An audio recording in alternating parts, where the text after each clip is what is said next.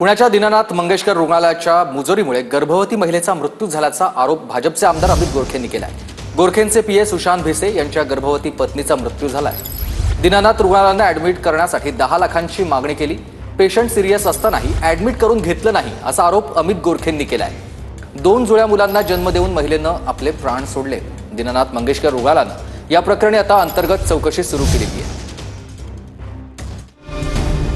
पुण्यात 7 महिन्याच्या गरोदर महिलेला रक्तस्राव सुरू झाला। रक्तस्राव सुरू झाल्यानं महिलेला दीनानाथ मंगेशकर रुग्णालयात नेलं। आधी 10 लाख भरा तरच ऍडमिट करू असं रुग्णालयाने सांगितलं।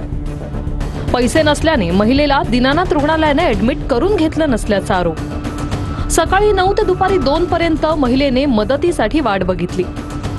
शेवटी गर्भवती महिलेला उपचारासाठी वाकडच्या एका रुग्णालयात नेण्यात आलं।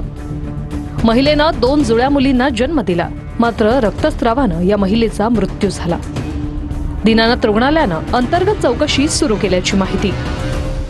तिथल्या ॲडमिनिस्ट्रेशननी ते झुकारून त्यांना ॲडमिशन दिलं नाही आणि त्या धावपळीत दुसऱ्या हॉस्पिटलमध्ये जावं लागलं। पण त्या दुसऱ्या हॉस्पिटलमध्ये गेल्यानंतर त्या ठिकाणी ट्रीटमेंट मिळाली। त्या ठिकाणी त्यांना 2 जुळ्या मुली झाल्या, पण दुर्दैवी त्या आईचे त्या ठिकाणी मृत्यू झाला।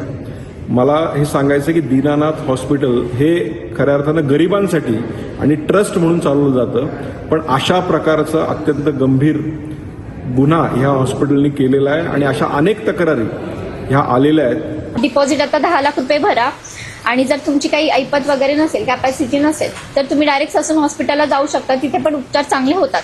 आणि एवढं सगळं हे पेशंट समोर म्हणले। पेशंटचा बीपी आधीच हाय होता, 150, 100, 160, 100 असा होता।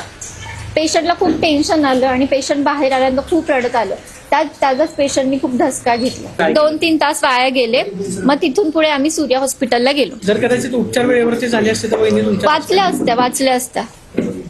जी माध्यमातून जी माहिती आलेली आहे ती पुणे अर्धवट येतात। फक्त दीनानाथ मंगेशकर हॉस्पिटलची बदनामीच होती आहे। जी काय आहे परिस्थिती आहे ती आम्ही शासनाकडे व्यवस्थित सविस्तर कळवत आहोत।